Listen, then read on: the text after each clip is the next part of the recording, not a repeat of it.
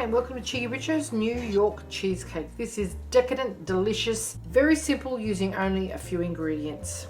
More of a celebration cake because you can really only eat quite small wedges of it, so it goes a long way. The ingredients are in the recipe box below, so let's get started. Ideally, you should be using graham crackers. I live in Australia and I cannot possibly buy graham crackers anywhere, so I'm going to use these little chocolate wheaten biscuits, which are like a wheat meal, and they've got chocolate on them. So you could use a digestive biscuit, or if you live in the United States, you can get graham crackers, and aren't you lucky? I'm also going to put some almonds in them because when they're crushed up, they give it a nice little crunch and just sort of gives a bit more texture, because this will just go to a powder. I'm going to use the thermoshare to crush up our almonds, so just with some raw almonds here, no need to take the husk off them. I'm going to give it a little sprinkle of cinnamon because I think it's a nice flavouring, just a tiny pinch, you'll barely notice it. Then we're just going to blitz that until these almonds have turned into a fine powder.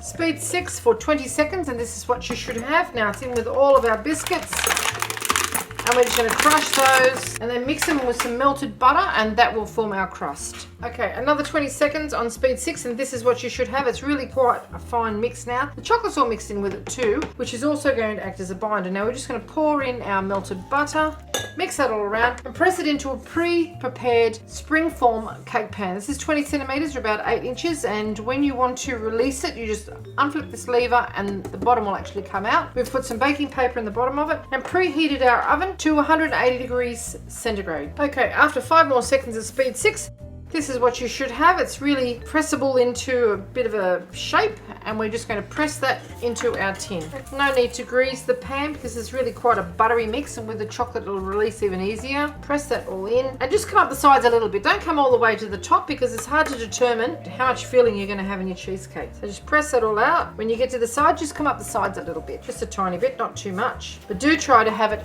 even around the edges so that it looks attractive when it's taken out of the pan. Okay, once you've got it all pressed in, I'd just like to get the spatula and just press it down all the way around and give it a little bit of a flat surface, and hopefully that will make it a uniform height all the way around, and our cheesecake filling will actually spill over the top of that, and that's what it's supposed to do. Pop that onto a baking tray into the oven for about 5 or 10 minutes. Okay, on to our filling while our crumb crust is cooking in the oven. So it's in with some room temperature cream cheese. Make sure it's room temperature, it'll be a lot easier to work with.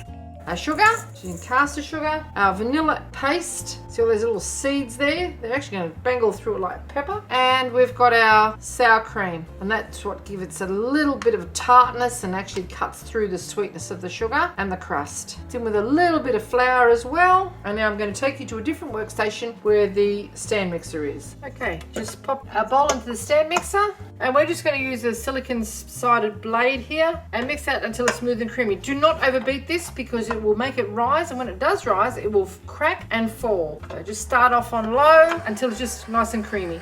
Okay, once that's nice and smooth and creamy, we're going to add our eggs one at a time and beat them in between each addition.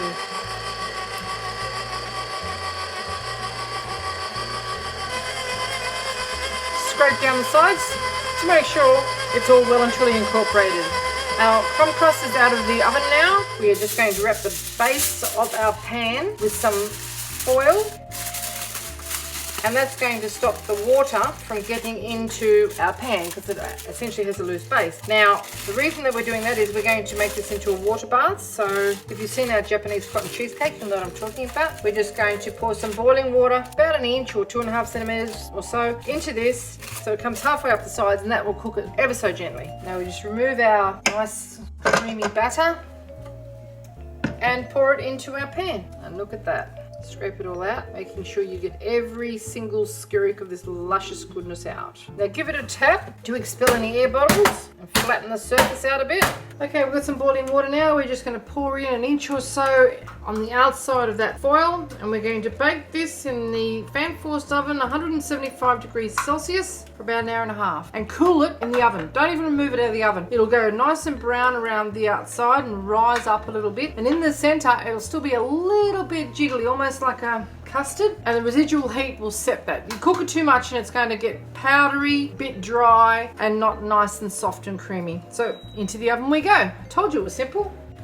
Okay, after an hour and 10 minutes, it's a little bit jiggly in the side, and I think that's done. Back into the oven, turn the oven off. And there you have a cheekyricho's baked New York cheesecake. Decadent, yes. Delicious, absolutely. Let's have it a try. We've got a little bit of crunch in the biscuit crust. It's not a graham cracker, but it's as close as I can get in Australia. And the little bit of almond meal in there just gives it a little bit of texture too. It's nice and creamy and rich. Bloody beautiful. You can't say that. This is the reason I don't make this all the time, because we would just eat it. Thanks for watching. Thank God for Lycra.